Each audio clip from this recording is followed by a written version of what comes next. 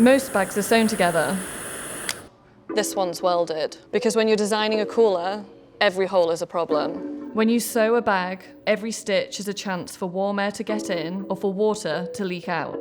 So instead of sewing the body of our Cooler Tote, we used heat to weld it shut. Then we spent the next year and a half testing it to see if we could make it fail.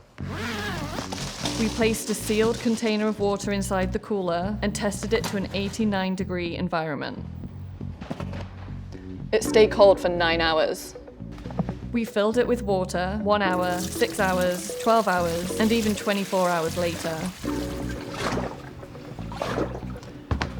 No leaks, but performance was only half the challenge.